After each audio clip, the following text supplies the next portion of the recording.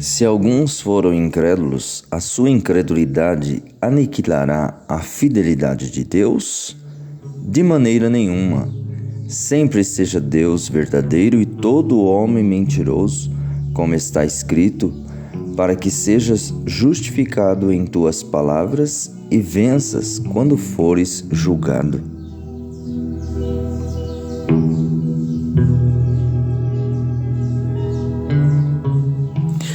Muito bem, bom dia, meus preciosos irmãos em Cristo. Voltando a meditar na mensagem Incredulidade não impede a Deus.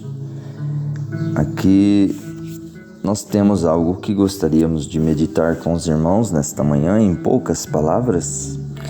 A incredulidade nunca o impediu, ele continuou prosseguindo. São palavras do nosso profeta na mensagem Incredulidade não impede a Deus, parágrafo 62. Nada impediu a Jesus de cumprir o seu propósito ou de manifestar o seu ministério. E nós sabemos que nada deve também impedir um verdadeiro crente de seguir sendo crente, independente da incredulidade que lhe é apresentada através de pessoas, vida de pessoas. Nós sempre permanecemos crente, assim como nada impediu Jesus de ser Jesus. Nada deve impedir um filho de Deus de continuar sendo um filho de Deus.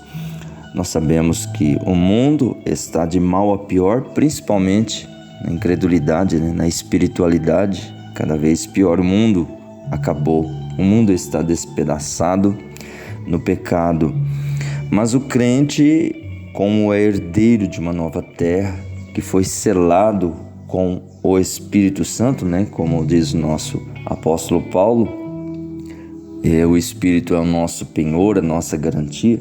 Segundo aos Coríntios capítulo 1, versículo 22, o qual também nos selou e deu o penhor do Espírito em nossos corações.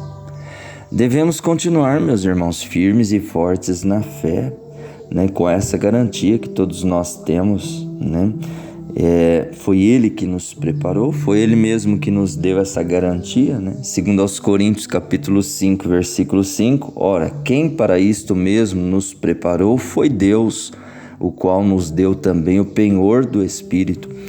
Então prossigamos, seguimos em frente. Ele é o nosso Deus, que nos dá a garantia, que nos dá a segurança, nos dá a segurança de permanecermos firmes na fé. Jesus nunca abalou, nunca parou Cristo, porque ele tinha o Espírito Santo, ele tinha o próprio Deus, ele era o próprio Deus, Jesus era o próprio Deus, 100% homem, 100% Deus. Ele era o Jeová Jiré, Jeová Rafa, não é? Então, meu irmão, minha preciosa irmã, nada deve impedir o que eu quero salientar nesta manhã, nesta pequena devocional com os irmãos, é que nada deve impedir nós de sermos crentes. Embora hoje há uma grande avalanche de incredulidade no mundo, pessoas que não creem mais na palavra de Deus, que não creem mais na mensagem que Deus enviou para nós, como colírio de Deus, para abrir os nossos olhos, nós devemos prosseguir, seguir em frente, seguir adiante, levantar a cabeça, não olhar para as dificuldades, para as circunstâncias que estão na nossa frente, tentando desanimar e fazermos desacreditar da palavra de Deus. Esse é o objetivo do inimigo, fazer com que nós nos desacreditemos da palavra, desacreditemos da mensagem, E o inimigo tem conquistado tantas pessoas hoje, nesse espírito de incredulidade, que elas não dão conta mais de voltar, passaram a descrer da palavra, que outrora era o alimento real, era o alimento sadio,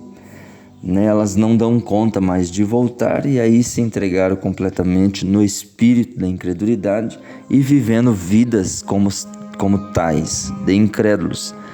Mas por quê? Não voltam mais, não dão conta mais de voltarem, porque se engordaram tanto, se incharam tanto de ouvirem profetas falsos que estão aí neste mundo, né, deixando de ouvir o verdadeiro profeta, a verdadeira mensagem. Elas não dão conta, porque elas querem que a mensagem seja do jeito delas, né? A mensagem nunca veio para ser do nosso jeito. Ela veio para nos fazer sermos do jeito da palavra, do jeito da mensagem.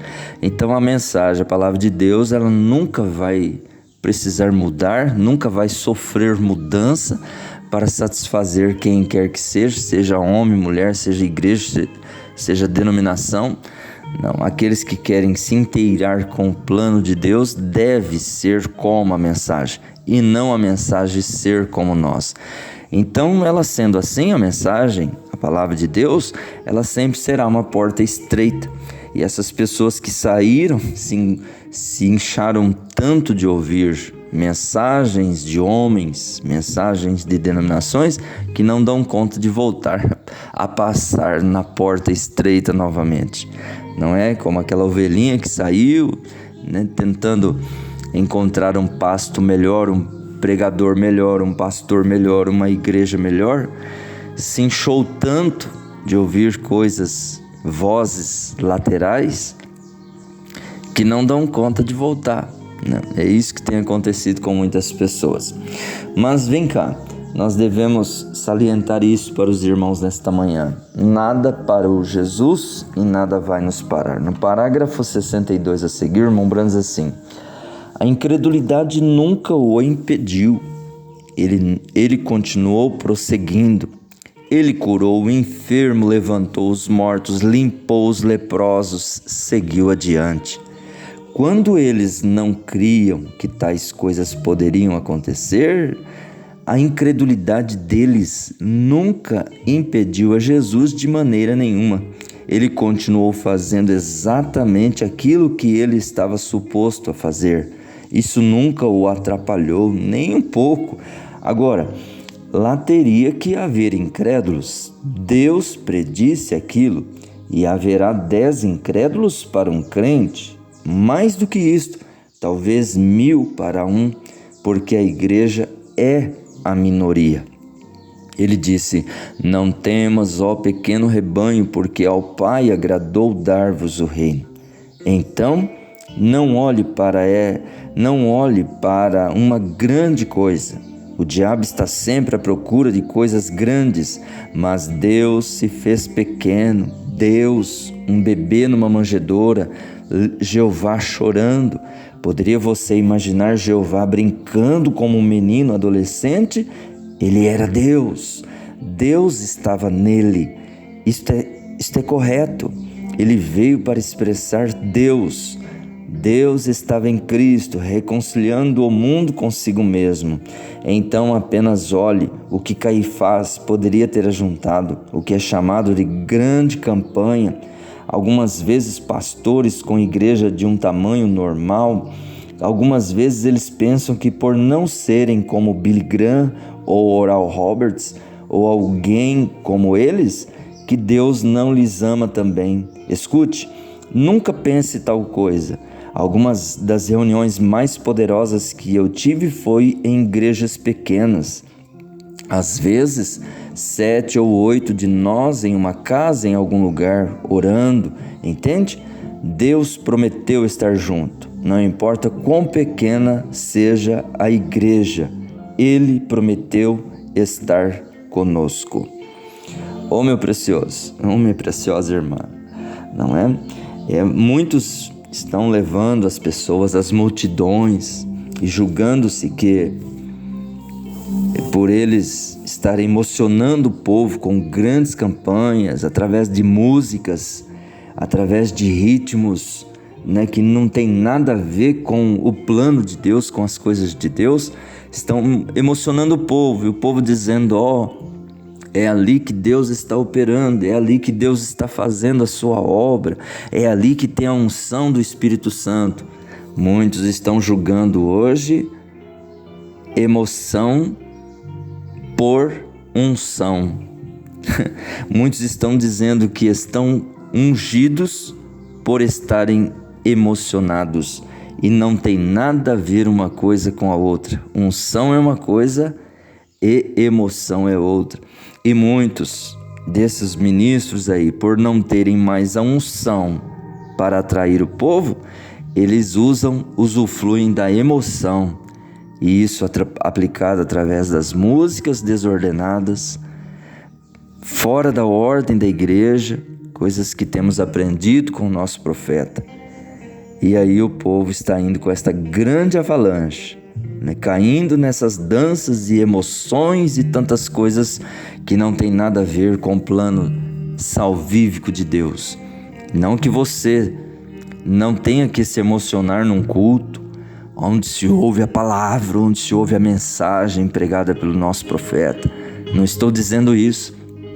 Todos os verdadeiros ungidos, eles se emocionam ao ouvir a verdadeira palavra, rocha, pregada em um culto, não é? Mas nós nunca julgamos uma unção, nunca julgamos uma emoção por terem a unção, não é? Nem todos os emocionados estão ungidos, mas todos os ungidos se emocionam ao ouvir a verdadeira palavra de Deus. Meu irmão, minha irmã, Deus te abençoe mais um dia, que esse espírito de incredulidade nunca lhe atinge, porque nunca atingiu a Jesus Cristo. Deus te abençoe, Deus te cure, Deus te liberte, Deus te dê saúde no corpo, na alma e no espírito, para prosseguir crendo na verdadeira mensagem, na verdadeira palavra de Deus. Deus te abençoe, meu irmão, minha irmã. Um forte abraço do meu coração para o teu coração. Amém, amém.